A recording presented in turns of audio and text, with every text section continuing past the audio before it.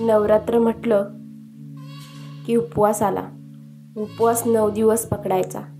9 दिवस उपवासाला काय बरं करायचं हे अजिबात सुचत नाही.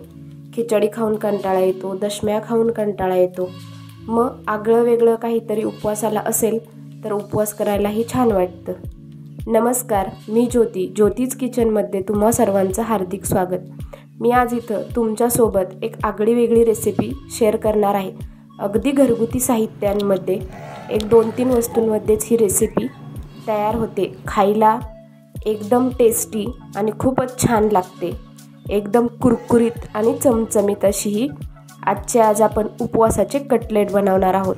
चला तर सुरुवात करूया रेसिपीला. सर्वप्रथम 1 वाटी साबुदाणा घ्यायचा आहे भाजून छान. तो जरा थंड झाला की तो मिक्सरला फिरवून घ्यायचा आहे.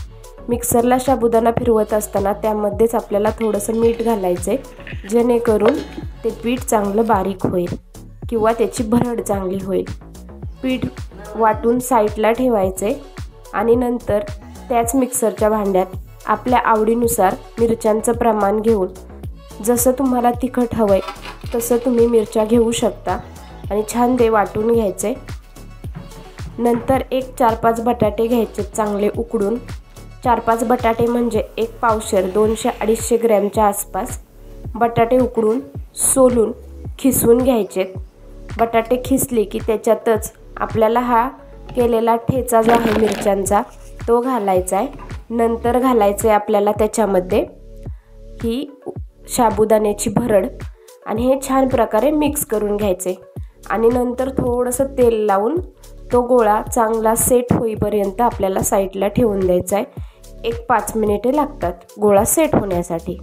काही ठिकाणी कोथिंबीर घालतात, जिरं घालतात, पण आपल्याकडे कोथिंबीर जिरं उपवासाला चालत नाही, त्यामुळे मी इथं घातलेलं नाही.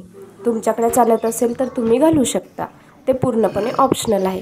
छान प्रकारे गोळा एका पोळपाटावर घ्यायचा आहे, त्याची चपाती लाटून घ्यायची आणि पाहिजे त्या शेपमध्ये तुम्ही हे कटलेट कट करू शकता. मी इथं बदाम आकाराचा कटर घेतलेला आहे, त्याने हे कटलेट कट करून घेत आहे.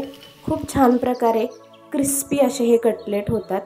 आता काय करायचं आहे, गॅसवर कढई तापायला ठेवायची.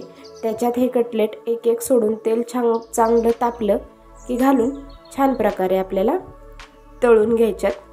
पहिला गॅस आपल्याला मीडियम फ्लेमवर ठेवायचा आणि नंतरच हाय करायचा आहे, जेणेकरून कटलेट आतपर्यंत चांगले कडक आणि क्रिस्पी होतील.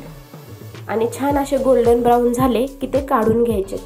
तुम्ही हे कटलेट दह्यासोबत किंवा नारळाच्या चटणीसोबत एन्जॉय करू शकता. खूप छान अशी रेसिपी आहे. तुम्ही ही रेसिपी नक्की ट्राय करा अगदी घरगुती साहित्यांमध्ये. आणि माझी ही आजची रेसिपी तुम्हाला कशी वाटली मला कमेंट करून सांगायला विसरू नका.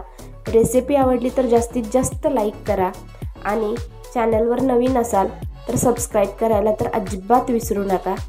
तोपर्यंत धन्यवाद.